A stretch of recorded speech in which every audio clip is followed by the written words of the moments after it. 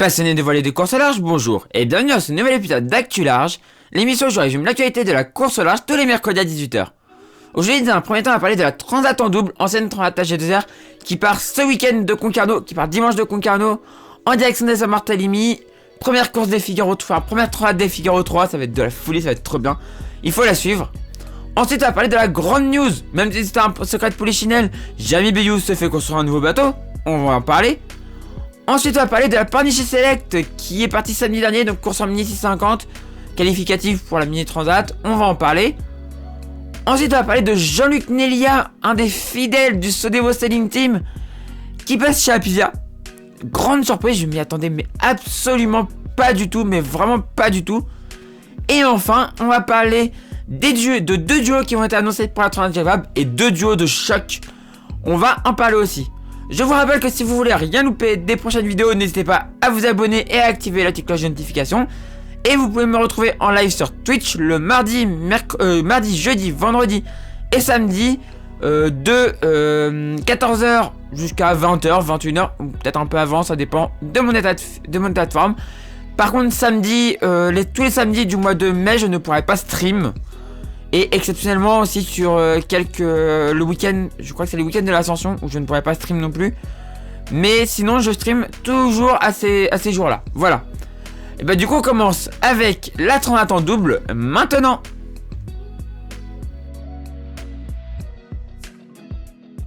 La voilà, la première Transat des Figaro 3.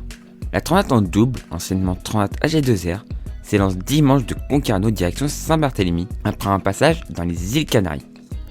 18 duos s'élanceront du coup sur cette course qui va être extrêmement intéressante. On y verra si les Figaro 3 ont définitivement perdu leur défaut de jeunesse. Et si la fiabilité sur une course de 15 à 20 jours sera au rendez-vous. C'est tout ce que l'on souhaite. Les conditions météo, dimanche, devraient être plutôt bonnes, même si les premières heures de course vont se faire auprès d'un 13 nœuds de vent. Les marins, je pense, iront vers l'ouest pour aller chercher une première bascule de vent au nord-ouest qui leur permettra de faire route directe vers le Cap Finistère. Il faudra aller vite car un passage à niveau pourrait se faire au Cap Finistère avec un vent qui tombe à ce niveau et un vent qui se maintient un peu mieux le long du Portugal. Le vent reprendrait derrière mais au près. Ce début de course risque du coup d'être très tendu. Il faudra être à fond dès le top départ. C'est cool pour le spectacle mais déjà très fatigant pour les marins. Sur cette transat, il y aura plein de beaux mondes comme Gilda Mahé, Yann Eliès, Fabien Delahaye, Thomas Roussel, Corentin Duguet ou Anthony Marchand. Que du beau monde. Ça va être une course passionnante qu'on suivra très attentivement dans Actu Large.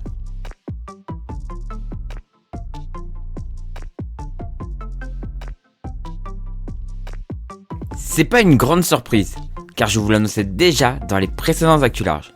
Mais maintenant, c'est officiel. Jérémy Bayou se fait construire un nouvel IMOCA pour le prochain Vendée Globe. Et voit son partenariat avec Charal allongé jusqu'à fin 2026. Ce sera un plan manoir, donc sûrement une étrave en SCO qui touchera l'eau en juin 2022. Sa première course devrait être le défi Azimut avant la Route du Rhum 2022. Actuellement, les moules sont en construction et seront réceptionnés en juillet chez CDK Lorient, qui est chargé de la construction du bateau. Mais cette conférence était aussi l'occasion d'annoncer des choses pour cette année. Par exemple, la modification légère de l'étrave de Charal actuelle ou le nom du co-skipper pour la prochaine Transat Jacques Vabre. Il s'agit sans surprise de Christopher Pratt qui fait partie intégrante de l'équipe navigante du Charal Sailing Team. À eux deux, ils vont essayer de prendre leur revanche sur la Transat Jacques Vabre qu'ils ont failli gagner la dernière fois si le poteau nord ne les avait pas retenus. C'est donc à une conférence sans grande surprise mais qui a fait extrêmement plaisir qu'on a assisté. Jérémy est un super marin et un mec super cool. Donc je suis très heureux de voir que ça marche pour lui. Cette annonce va mettre le bazar dans le marché de l'occasion en IMOCA. Nombre de prétendants au Vendée Globe vont vouloir récupérer Charal 1, qui est quand même un bateau très abouti et super performant.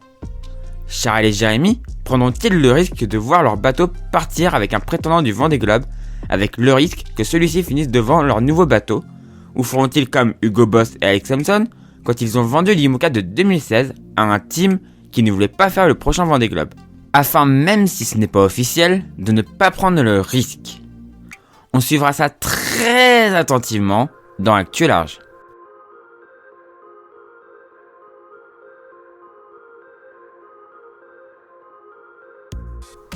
Ils sont partis samedi dernier pour la Pornichet Select en Mini 650. On va voir un peu le parcours.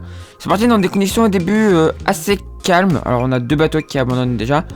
Mais ils sont partis dans des conditions assez calmes. Et la course s'est passée dans des conditions assez calmes. Hein. C'était pas violent quoi. Et on va voir que le bateau que j'ai mis en bien... je montre bien là. A pris pas mal d'avance. Hein.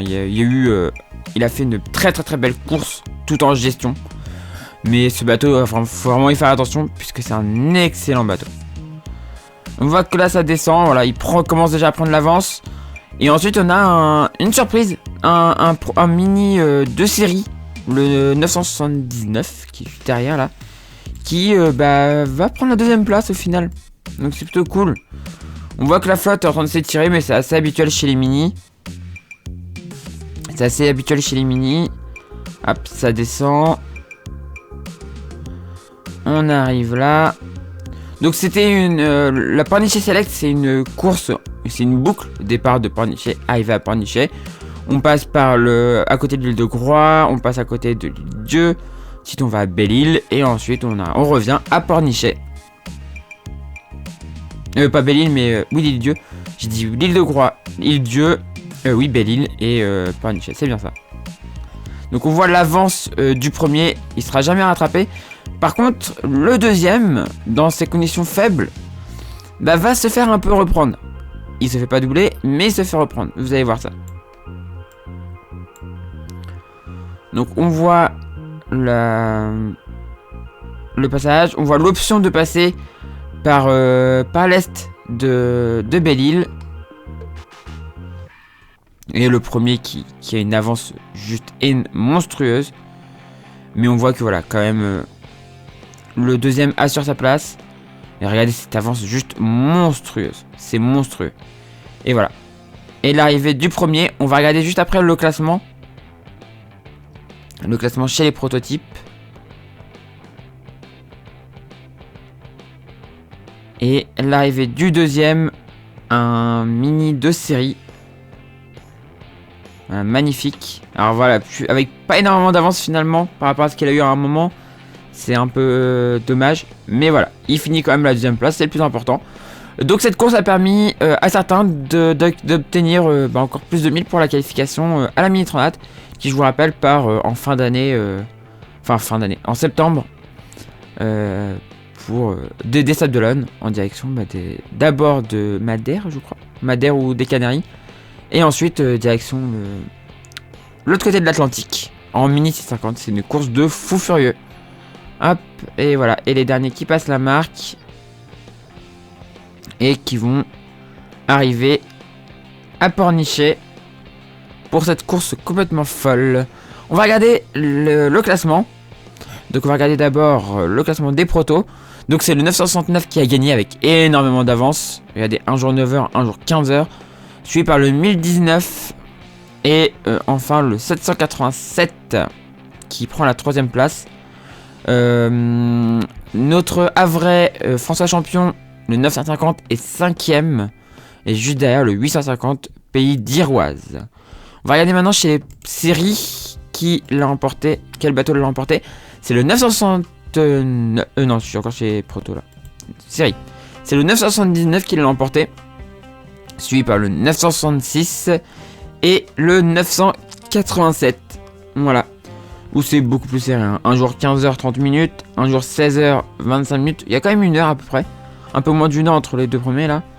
Un jour 16h 58 minutes.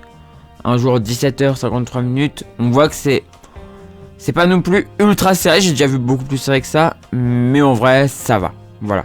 Bah du coup, on a fini avec cette Pornichet Select. Et on passe à la suite. Je ne m'attendais pas du tout à cette nouvelle. Jean-Luc Nelia, un des fidèles du Sodebo Saline Team avec Thomas Coville, qui l'a accompagné sur de nombreuses courses en double, quitte justement cette team pour devenir team manager du projet Apivia de Charlie Dalin. Lui, qui a fait tant de multicoques, se rapproche du coup des monocoques. Il explique avoir eu envie de diversifier sa carrière. C'est une super nouvelle pour Charlie et son équipe qui récupèrent du coup un très bon technicien et un excellent navigateur. Peut-être un signe que le projet Apivia est amené à être prolongé avec peut-être un nouveau bateau. On suivra ça très attentivement dans Actu Large.